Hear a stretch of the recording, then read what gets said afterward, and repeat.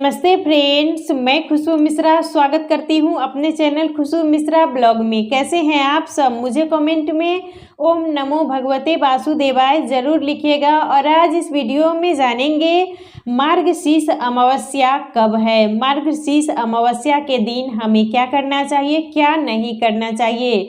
अपने पूर्वजों के लिए हमें कौन से काम हैं जो इस दिन जरूर करने चाहिए। पीपल वृक्ष में जल चढ़ाएं या ना चढ़ाएं। सुहागिन महिलाओं को इस दिन कौन से काम हैं जो नहीं करने चाहिए। बहुत सारी जानकारी आपको इस वीडियो में मिलेगी। इससे पहले अगर आपने मेरे चैनल को सब्सक्राइब नहीं किया है तो इसे सब्सक्राइब कर लें, बेल आइकन को जरूर प्रेस करें जिससे वीडियो की नोटिफिकेशन आप लोग के पास सबसे पहले पहुंचे। मार्गशीर्ष अमावस्या, जिसे अगहन महीने की अमावस्या भी कहा जाता है, इस अमावस्या का विशेष ज़्यादा महत्व है और ये साल की अंतिम अमावस्या है। और इस अमावस्या के दिन स्नान, दान, अपने पितरों के लिए तर्पण, जप, तप, इसका विशेष ज़्यादा ही महत्व है। और ये अमावस्या मंगलवार को पड़ रही है, इसीलिए इस अमावस्या को भौमवती अमावस्या भी कहा जाता है। साल की सबसे बड़ी अमावस्या में ये सोमवती अमावस्या आती है, भौमवती अमावस्या आती है, शनिचरी अमावस्या आती है। तो अमावस्या में ये सब जो अमावस्या होती है ये बहुत बड़ी होती है और इसका बहुत ज़्यादा खास महत्व है। ये अमावस्या 12 दिसंबर को है, तो हमें स्नान, दान उसी दिन करना है। तो और इस अमावस्या की शुरुआत 12 दिसंबर को 6:24 से ये शुरू हो जा रही है और अगले दिन यानी 13 दिसंबर को 5:01 पर ये खत्म हो जाएगी। तो जो स्नान दान की अमावस्या है वो 12 तारीख को ही है। तो अमावस्या के दिन हमें सूर्योदय से पहले उठ जाना चाहिए। सूर्योदय से पहले आप लोग उठ जाइएगा, घर की साफ सफाई कर लीजिएगा। जहाँ पर मुख्य दरवाज़ा है तो इस दिन हमें जल का छिड़काव जरूर करना चाहिए। प्रतिदिन तो हम जल का छिड़काव करते ही हैं, लेकिन अमावस्या के दिन हमें अपने पितरों के लिए अपने मुख्य दरवाजे पर जल का छिड़काव करना चाहिए। उसके बाद आप लोग दहलीज पूजन अवश्य कीजिएगा। अमावस्या के दिन नदी तालाब में स्नान करना चाहिए। आपके घर के बगल में अगर नदी तालाब है तो आप लोग इस दिन जरूर जाइएगा।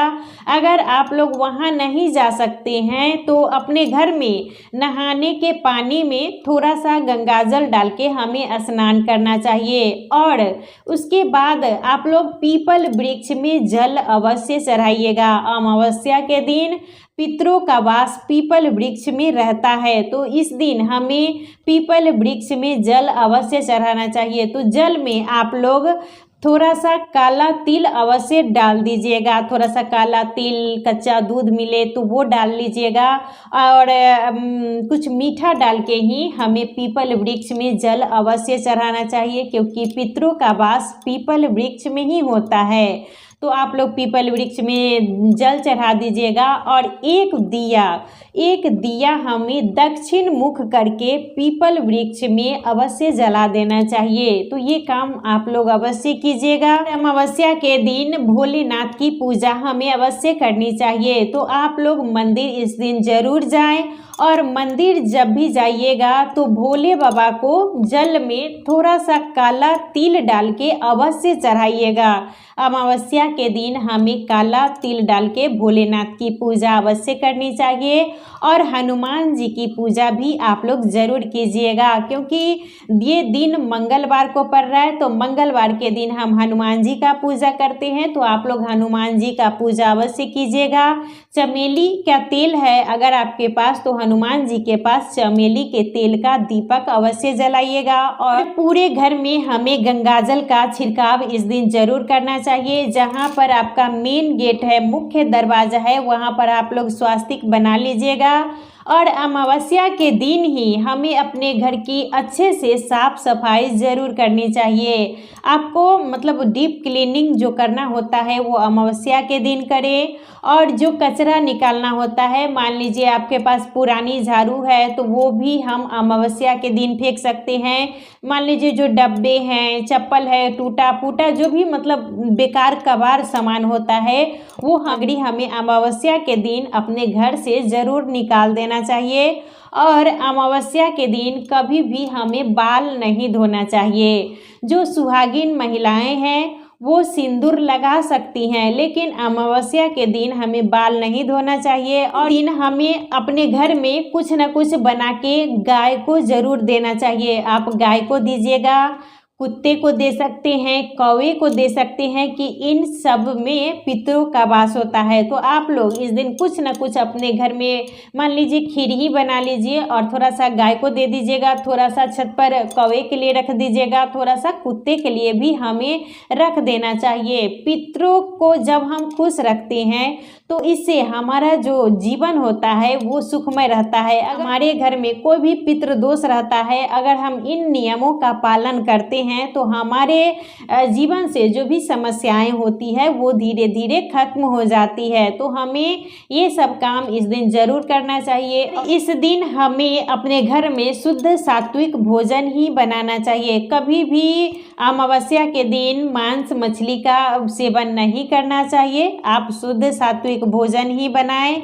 और अमावस्या के दिन कोई भी हमें नई चीज़ खरीदनी भी नहीं चाहिए। आप लोग नया चीज़ खरीदिएगा भी नहीं।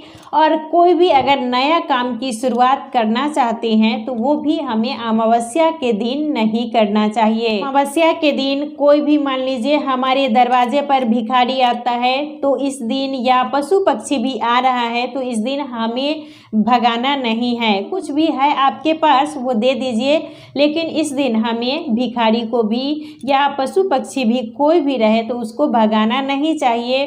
कौन जानता है कि किस रूप में हमारे जो पितृ होते हैं हमारे दरवाजे पर आते हैं। तो इसीलिए अमावस्या के दिन और वैसे भी कभी भी अपने दरवाजे से किसी को खाली हाथ नहीं जाने देना चाहिए। तो ये सब काम हमें ज़रूर करना चाहिए। और स्नान का शुभ मुहूर्त है 5:14 से लेकर 6:43 तक। तो हमें इसी शुभ मुहूर्त में स्नान कर लेना चाहिए। हमें स्नान सुबह में हो सके तो ज़रूर कर लेना चाहिए। और अमावस्या के दिन ये 5 काम आप लोग ज़रूर कीजिएगा। और कुछ करे या ना करे, लेकिन हमें अपने पितरों के लिए ये 5 काम जरूर करना चाहिए। पहला, स्नान। तो हमें नदी तालाब में स्नान कर लेना है। नहीं है नदी तालाब अगर नहीं जा पा रहे हैं तो घर में ही हमें सुबह के टाइम में थोड़ा सा गंगाजल आप लोग जल में रख दीजिएगा और स्नान कर लीजिएगा। दूसरा है पितरों के लिए जल देना यानी तर्पण करना। तो आप घर में भी मतलब पितरों के लिए जल दे सकते हैं, नहीं तो पीपल वृक्ष में आप लोग जल अवश्य चढ़ाइएगा। और जब भी चढ़ाइएगा तो थोड़ा सा काला तिल डाल के हमें पितरों के लिए जल देना चाहिए। है दान।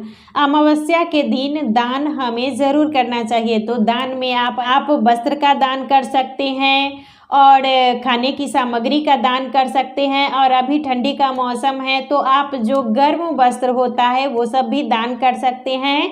आटा, चावल, दाल, मतलब जो कुछ भी अगर आप दान करना चाहते हैं तो अमावस्या के दिन दान जरूर करना चाहिए। चौथा है हमें इस दिन गाय के लिए यानी गौ माता के लिए भी कुछ न कुछ खाने की सामग्री उन्हें ज़रूर देना चाहिए। आप अपने घर में बनाएं कुछ भी और थोड़ा सा हमें गाय के लिए ज़रूर देना चाहिए। 5वां है हमें भोलेनाथ की और हनुमान जी की पूजा इस दिन ज़रूर करनी चाहिए, क्योंकि ये भोमवती अमावस्या है। जो मंगलवार को अमावस्या पड़ जाती है वो भोमवती अमावस्या कहलाती है। तो ये सब जो अमावस्या होती है बहुत ज़्यादा ही इसका विशेष महत्व है। और ये हमें अपने पितरों को खुश करने के लिए, प्रसन्न करने के लिए ये सब काम हमें ज़रूर करना चाहिए। जब हमारे पितर हमसे प्रसन्न होते हैं तो हमारे जीवन में कभी भी मतलब दुख आ ही नहीं सकता है। इसीलिए अमावस्या के दिन ये 5 काम हमें अवश्य करना चाहिए और हमें इन्हीं सब नियमों का पालन ज़रूर करना चाहिए। तो आज का वीडियो यहीं तक था। फिर मिलूंगी एक नए वीडियो में। वीडियो अच्छा लगे तो इसे लाइक ज़रूर कीजिएगा, मेरे चैनल को सब्सक्राइब कीजिएगा। फिर मिलूंगी एक नए वीडियो में, तब तक के लिए नमस्कार।